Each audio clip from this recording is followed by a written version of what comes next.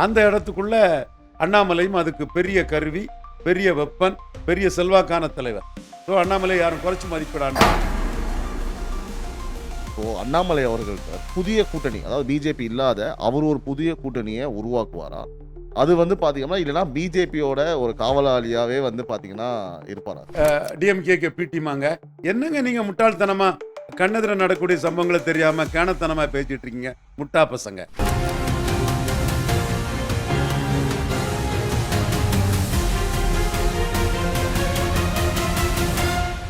This video is sponsored by Fast Track, celebrating 25 years of excellence.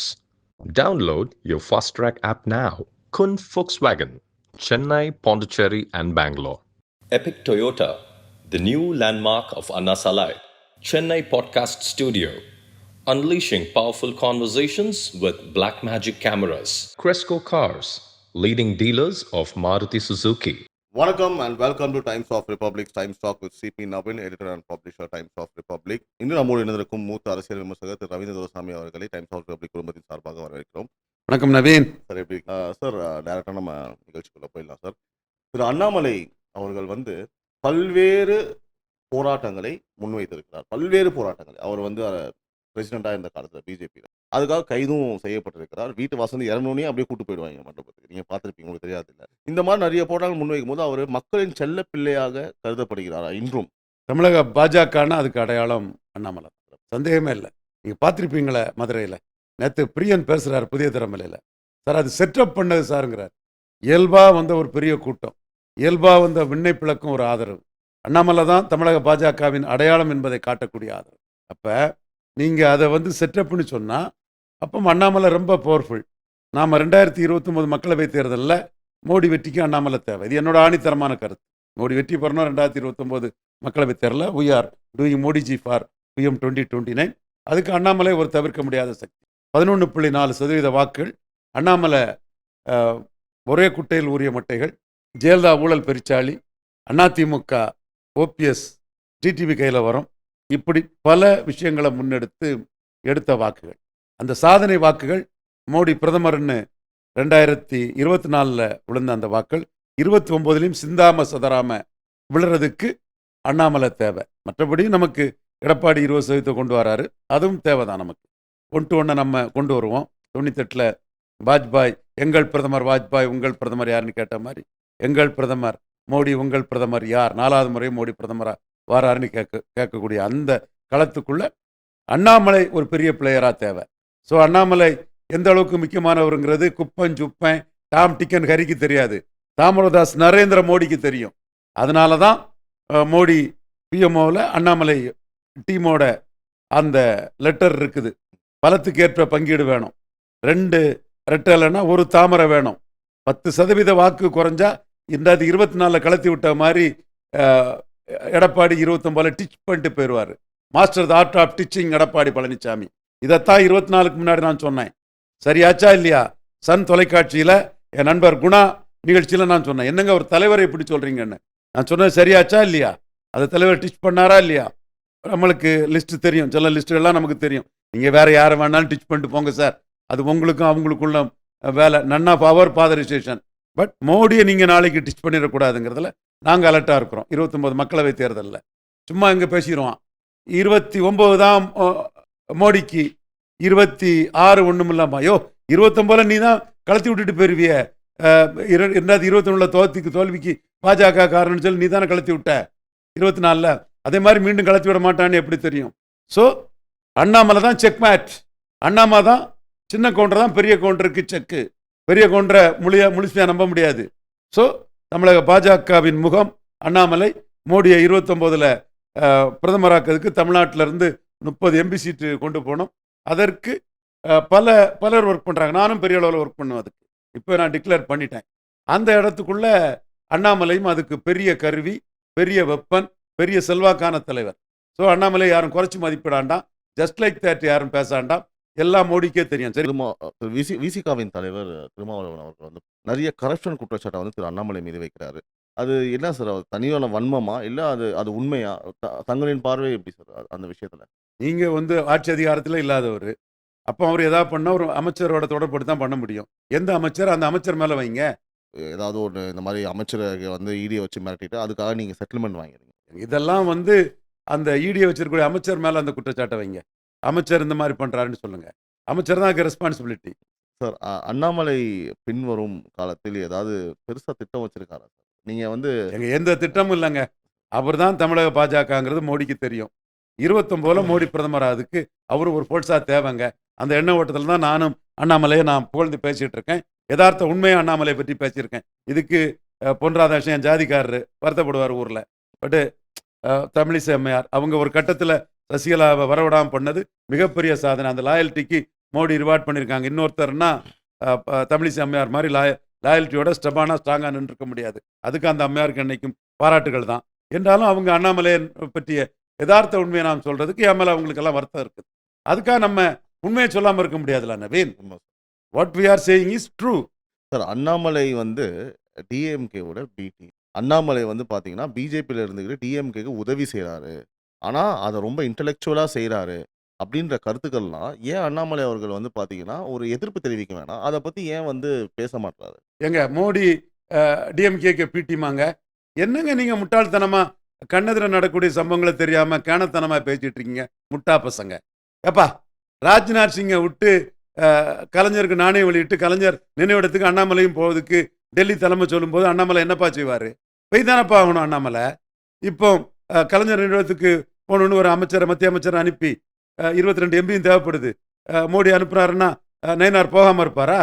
இதுக்கு எதுக்கு பிடிஎம்ங்கிற அர்த்தம் வேண்டாம். சரி, Delhi delegation foreign delegation Indo Pak வாரை பற்றி எக்ஸ்பிளைன் பண்ணணும். யார் அனுப்பி வச்சாரு மோடி? கனிமொழி திமுக ரெப்ரஸன்டேட்டிவ் அனுப்பி வைக்கிறாரு. அப்போ மோடி என்ன பிடிமா? என்னப்பா அரசியல் பேசுறீங்க?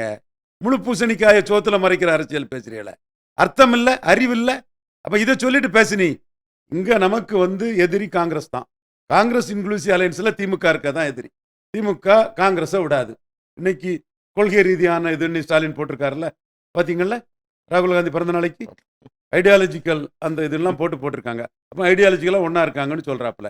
அப்போ நமக்கு வாச்சவங்க பாஜக மைனஸு, பாஜக வந்தால் கிறிஸ்டின் முஸ்லீம் ஓட்டு கிடைக்காது, பாஜகவால் தோத்தோம்.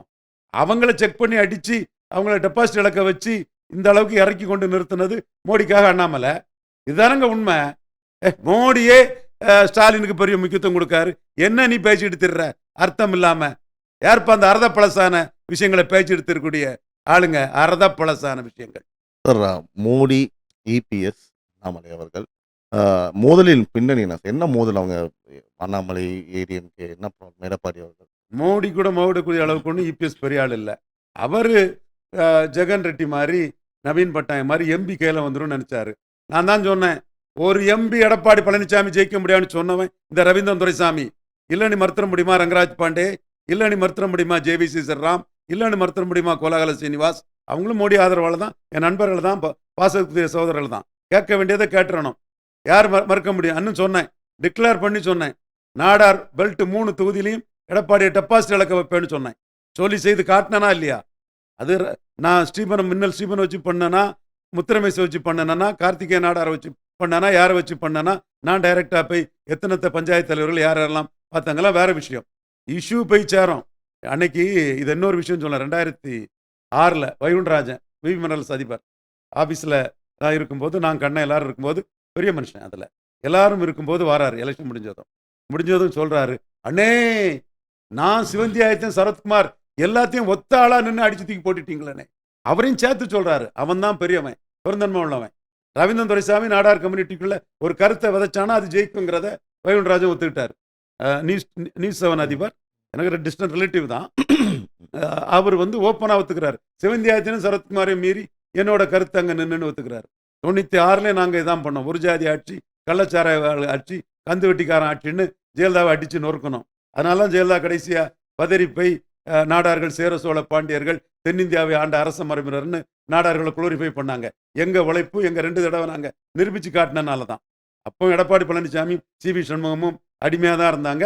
அதுவும் சசிகலாவுக்கு 7 கட்ட 8 கட்ட அடியாளுங்களை பார்த்து ஆதரவாளர்களை பார்த்து கட்சி பதவி, ஆட்சி பதவியை நிலைநாட்டதுக்கு என்னங்கிறத ஓடிட்டு இருந்திருப்பாங்க. ஸோ அந்த லெவலில் நாங்கள் நாடார் சமுதாய மத்தியில் 3 இடத்துலையும் டெபாசிட் இழக்க வைப்போங்கிறத சொல்லி நடத்தி காட்டணும். யாருப்பா அந்த 13 பேரு? அவர்ட்ட கொஞ்சம் கேட்டு சொல்லுங்கப்பா. நீங்களே கூட பார்க்கலாம். நானும் எனக்கும் அது சரி ஓகே கேட்டுருவோம் சார் கிட்ட. அத கொஞ்சம் சொல்லிடுங்க சார். நண்பர்கள், பாசத்துக்குரியவர்கள், ஒண்ணுக்குள்ள ஒண்ணு, 29ல ஒண்ணா தான் நிக்கணும் அவங்க கூட. நாளைக்கு ஒருத்தர் பார்க்கணும். அவனுக்கு தனிப்பட்ட முறையில் அவன் வளர்ச்சிக்கு நான் உளப்பூர்வமாக சொல்கிறேன், அவன் வளர்ச்சிக்கு நான் சாதகமானவன்.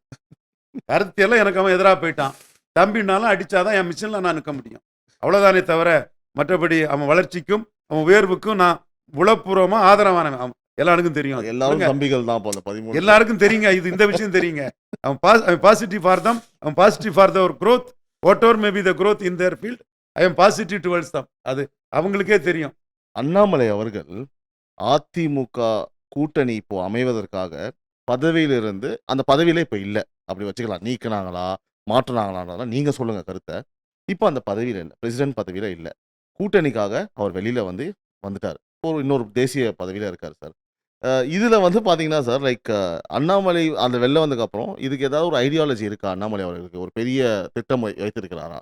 ஒரு விஷயங்க, 20% வாக்கு எடப்பாடி தலைமையில் உள்ள வாக்கு பாஜகவுக்கு மோடி தலைமைக்கு வருது. இதை நம்ம வரவேற்கணும். ஏன்னா ஸ்டாலின் காங்கிரஸ் இன்க்ளூசிவ் அலையன்ஸில் ஸ்டிக்காக இருக்கிறார். ஸ்டாலின் டீலிமிட்டேஷனில் மோடிக்கு எதிரான அரசியலை பண்ணுறார். கரெக்டாக நம்ம பார்க்கணும். அந்த இடம் தான் நான் நுணுக்கமாக பார்க்குறேன். ஏன்னா பாஜக தெலுங்கானாவில் வெற்றி பெற்றிருக்கு, ஆந்திராவில் பாஜக அணி வெற்றி பெற்றிருக்கு, ஒரிசாவில் பாஜகவுக்கு வெற்றி வாய்ப்பு வந்திருக்குது. இந்த இடம்லாம் டீலிமிஷன் மேட்டரில் பாஜகவுக்கு நாளைக்கு பாதிப்பு ஏற்படுத்தக்கூடிய அளவுக்கு ஸ்டாலினுக்கு அரசியல் போயிட்டு இருக்குது. அதில் காங்கிரஸும் வடபலத்தில் தங்களுக்கு நஷ்டம் வந்தாலும் பரவாயில்லன்னு ஸ்டாலின் கூடவே இருக்கிறாங்க. வடபலத்தில் நஷ்டம் வந்தாலும் பரவாயில்லன்னு காங்கிரஸ் ஸ்டாலின் கூடவே இருக்கிறாங்க. இப்போ தேசிய பிரச்சனை அதில் முன்ன பின்ன இருக்கும், அது சரியாக தான் செய்வாங்கங்கிற நிலைப்பாட்டை காங்கிரஸ் எடுக்கலை. அப்போ காங்கிரஸும் திமுகவும் திக்கா ஒன்றுக்குள் ஒன்றா இருக்காங்க. இந்தி பிரச்சனையா கவலைப்படாமல் இன்னைக்கு கொள்கை உடன்பிறப்புன்னு சொல்கிறாருல ஸ்டாலின், அந்த மாதிரி இருக்காப்புல. அப்போ காங்கிரஸை விட்டு ஸ்டாலின் வரமாட்டார். அந்த இடத்துக்குள்ளே 20% நமக்கு வருது. நமக்கு எடப்பாடி மேலே உள்ள அலர்ட்டாக இருக்கணும், ஏமாத்திடுவார், நம்பகத்தன்மையற்றவர், கிராப்பரு, ஈர்ப்பு சக்தி அற்றவர், ஓட் டிரான்ஸ்ஃபரிங் கெப்பாசிட்டி இல்லாதவர், சீட் கன்வெர்ட்டிங் கெப்பாசிட்டி இல்லாதவர், இன்னும் என்னென்ன மைனஸ் உண்டு. அவ்வளோ மைனஸையும் நம்ம சொன்னாலும் 20% உள்ள வருது மோடிக்காக. அதை நம்ம எப்படி வரவேற்காமல் இருக்க முடியும்? புரியுதில்ல? அந்த வகையில் அண்ணாமலை எப்படி அதை வரவேற்காமல் இருக்க முடியும்? அப்போ அண்ணாமலை என்ன சொல்கிறாருன்னா, சரி 20% உள்ள வருது, நான் தான் அவர் அந்த 20% உள்ள கொண்டு வந்தது என்னுடைய நாலேஜ் ஒர்க்கும் கருத்துருவாக்கமும் அண்ணாமலை ப்ரெசன்டேஷன் கொடுத்தது தான். சீமான சிஎம் கேண்டிடேட்டாக சொன்னால் எடப்பாடி 13% போயிடுவாருன்னு அண்ணாமலை ப்ரெசன்டேஷன் கொடுத்தார். அது தெரிஞ்சுக்கிட்டு தான் நம்ம பாஜக தான் மற்ற ஆட்கள் இருக்காங்களே, தப்பு இல்லை, அவங்களும் ஒரு 20% உள்ள கொண்டு வந்துடுறாங்கல்ல. அப்போ அவங்கள்ட்ட புரிஞ்சுக்கிட்டு எடப்பாடி உள்ளே வந்துட்டார். அப்போ எடப்பாடி உள்ளே வரும்போது 20% உள்ள வருது. இப்போ மோடி எதிர்ப்பு டைல்யூட் ஆகுது, பாஜக எதிர்ப்பு நீர்த்து போகுது. அதை நம்ம எப்படி வேண்டான்னு சொல்ல முடியும்? நம்ம பெருமைப்பட்டுக்கிட வேண்டியதுதான். சீமானை காட்டி எடப்பாடியை சரண்டர் பண்ண வச்சுட்டோம். சரண்டர் இல்லை, காம்ப்ரமைஸ். நம்மளும் அவரை ஹோம் மினிஸ்டர் அவரை சிஎம்னு சொன்னதுனால, சிஎம் கேண்டிடேட்னு சொன்னதுனால. ஸோ அந்த சாதனையை நம்ம பண்ணிட்டோன்னு காலரை தூக்கி விட்டுட்டு பார்த்தாயா, ரேட்டில்டு எடப்பாடி பழனிசாமி அவர் பல்ட்டிசாமி ஆகி எங்கிட்ட வந்துட்டாரு. நாங்கள் நவீன் மாதிரி தென் ஜெகன் மாதிரின்னு சொன்னவர், ஐயோ நான் அதுக்கெல்லாம் ஒர்த்து இல்லை, நான் சீமானை நீங்கள் சொல்லிட்டீங்கன்னா நான் 3வது போயிருவேன், ஐயோ சீமானை சொல்லிடாதீங்க நான் உள்ளே வந்துடுறேன்னு உள்ளே வந்துட்டார். பல்ட்டிசாமியை பல்ட்டி அடிக்க வச்சுட்டோம். 20% ஓட்டு எடுத்தவர் உள்ளே வந்துட்டார். அப்போ அண்ணாமலைக்கு இது தானே. அப்போ 20% ஓட்டு வரும்போது அவர் கூட இணைந்து ஒர்க் பண்ண முடியாத போது நான் விளைவிக்கிறேன், நீங்கள் சுமூத்தாக ஒர்க் பண்ணுங்கன்னு அவர் சொல்கிறாரு. இப்போ சீட் ஷேரிங்கில் அண்ணாமலை நிற்கிறார். இதுதான் எப்படியாவது எம்எல்ஏ ஆனா போதும்னு நினைக்கக்கூடிய கோஷ்டிங்க. மோடி நாளைக்கு 4வது முறை பிரதமராக வரணுங்கிற அக்கறை இல்லாத கோஷ்டிகள் அண்ணாமலை மேலே பொறாமப்படுறாங்க. யாராவது அண்ணாமலையை பிஜேபிக்குள்ள இருந்து நாக்கு மேலே பல்ல போட்டு எவனாவது பேசினேன் அவன் யாருன்னு அவன் முகத்திலே கிழிச்சு எரிஞ்சிருவான். இந்த இடத்துல ஒரு முக்கியமான கேள்வி நான் வைக்கிறேன் சார். அப்போ ரவீந்திரன் துரைசாமி என்ன சொல்றாரு அப்படின்னு, அண்ணாமலை ஒரு வேலை அட்ஜஸ்ட்மெண்ட் பண்ணி ஓகேங்க நான் செயல்படுறேன்னு சொல்லியிருந்தாருன்னா இப்போ அவர் தான் தலைவராக நீடித்திருப்பாரு. கண்டிப்பா அவர் தான் இந்த சூழ்நிலைக்கு தக்கன என்னால கூட்டணி உடஞ்சிங்கிறது வராண்டான்னு அவர் சொல்றாரு. ஏங்க அவர் நேமா தானங்க கேட்டாரு. 2% தான் சீட்டு தர முடியும்னு சேலத்துக்கு கிளம்பி போயிட்டாரு. ஓபிஎஸ் கொடுக்கலாம் 5%. கடைசியில் அவர் ஃபைட் பண்ணி 5% எடுத்தார். அப்போ கூட நான் சொன்னேன் சீமான் வரமாட்டார், அண்ணாமலை தான் வருவாருன்னு.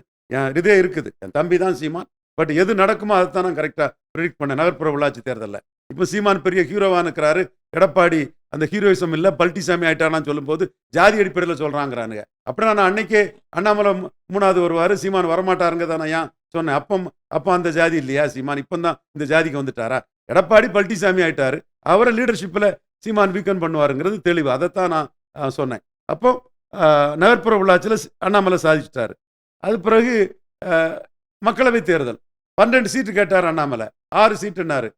11.4% ஓட்டு எடுத்து சாதிச்சுட்டார்ல.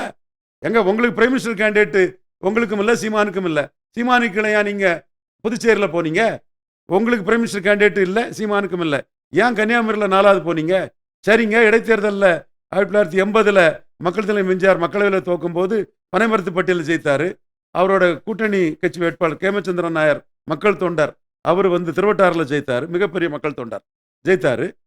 தென் நீங்கள் 2019 பார்லிமெண்ட்டில் தோக்கும்போது பாமக வச்சு சில தொகுதிகள் ஜெயித்தீங்க. தேவேந்திரகுல வேளாளர் பேர் மாற்றம், மோடி அந்த இதை வச்சு ஜெயித்தீங்க, மந்திரி சபையை காப்பாற்றிக்கிட்டீங்க. அப்படிப்பட்ட நீங்கள் ஏன் விளவங்கோட்டில் 4வது போனீங்க? ஏங்க 4வது போனீங்க? அப்போ உங்கள் ஸ்ட்ரென்த்தே இவ்வளவுதான். பார்லிமெண்ட் வேறு, அசம்பிளி வேறெல்லாம் ஜால் ஜாப்பு, இருட்டை கொண்டு ஓட்டடிக்கூடிய டகால்ட்டி வேலை. 4 பேரை இறக்கி விட்டு அந்த டகால்ட்டியை பண்ண முடியாது. நான் தரவுகளோட பேசுகிறேன். பாண்டே உட்கார வைங்க, நானும் பேசுகிறேன். பாண்டேகிட்ட கருத்து தவறு, என் கருத்து சரி, நான் நிறுவுறேன். நாளைக்கு அப்படி நடக்கும் இப்படி நடக்குங்கிறதெல்லாம் யூகம். நீ ஒன்று யூகம் பண்ணலாம், நான் இன்னொன்று யூகம் பண்ணலாம்.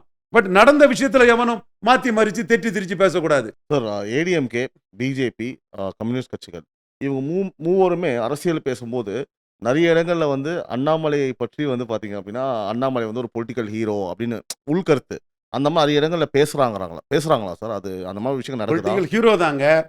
சசிகலா விஷயத்திலே அவர்கிட்ட நான் வேறுபட்டேன். ஈரோடு கிழக்கில் நிற்காதது தவறு நான் சொன்னேன். ஸோ இப்போ நம்ம அதையும் தெளிவுபடுத்திக்கணும். நம்ம யாரு, நம்ம எவ்வளோ தனித்தன்மையோட நிற்குங்கிறதையும் தெளிவுபடுத்திக்கணும். பட் மோடிக்கு வேல்யூ அடிஷனாக இருக்கக்கூடிய அண்ணாமலை ஏன் நான் விட்டு கொடுக்க மாட்டேன். மோடிக்கு வேல்யூ அடிஷனாக இருக்கிற அண்ணாமலை நான் விட்டு கொடுக்க மாட்டேன். ஸோ அதே மாதிரி சார் லைக் ஒரு முக்கியமான விஷயம் நீங்கள் இப்போது அண்ணாமலை அவர்கள் சார் ஒரு புதிய கூட்டணி, அதாவது பிஜேபி இல்லாத அவர் ஒரு புதிய கூட்டணியை உருவாக்குவாரா? அது பார்த்தீங்கன்னா இல்லைன்னா பிஜேபியோட ஒரு காவலாளியாவே பார்த்தீங்கன்னா இருப்பாரா சார்? பாதுகாவலராக இருப்பாரா? பிஜேபி பாதுகாவலராக இருப்பாரா? கேள்வியற்ற பாதுகாவலரா? நவீன், மோடிக்கு வேல்யூ அடிஷனா அண்ணாமலையை நான் அவருக்கு சிறப்பாக சொல்கிறேன். சரி சார். அவர் தான் காமராஜ் காங்கிரஸ், இங்கே காமராஜ்னா தான் காங்கிரஸ். மூப்பனார் ராஜீவ்காந்திகிட்டே போர் ப்ரொடியூஸ் பண்ணார். இயல்பாட்டு பாஜகன்னா அண்ணாமலை தான். அதை நான் அடித்து ஆணித்தரமாக சொல்கிறேன். இதுக்கு மேலே உங்கள்கிட்ட நான் விளக்க வேண்டிய அவசியம் இல்லை. அவர் 2029 மோடி பிரதமராதுக்கு தன்னுடைய செல்வாக்க முழுமையாக நல்குவார். அதில் எந்த மாற்றமும் இல்லை. ரவீந்திர துரைசாமியோட கருத்து என்னன்னா, மோடி பார்த்தீங்கன்னா அண்ணாமலை மோடின்றது ஒரு சூப்பர் காம்பினேஷன். அவர் தலைவராக பார்க்குறாரு, உலக தலைவர் அவர். நான் முன்வைக்கிற கேள்வி என்னன்னா சார், டைரெக்டாகவே கேட்குறேன் சார், ஒரு தனி கட்சி ஆரம்பித்து பிஜேபியோடனே கூட்டணி அமைத்து நீங்கள் என்ன பிரிக்கிறது, நான் எங்கள் மோடிக்காக நான் வேலை செய்கிறேன் அப்படின்னு வரும்போது மக்கள் தலைவராக பார்க்கப்படுகிறார் அண்ணாமலை. அவருக்கான சப்போர்ட் எப்படி இருக்கும் சார்? இப்போ அவர் எடுத்த ஓட்டுக்கு தக்கன சீட்டை வாங்கிட்டாலே போதுங்க. மாவட்ட தலைவரெல்லாம் அவருக்கு ஆட்கள் தான், தொண்டர்களும் அவர் கூட தான் இருக்காங்க. நீங்கள் அவரை பிஜேபியிலேருந்து பிரித்து பார்க்காண்டாம்.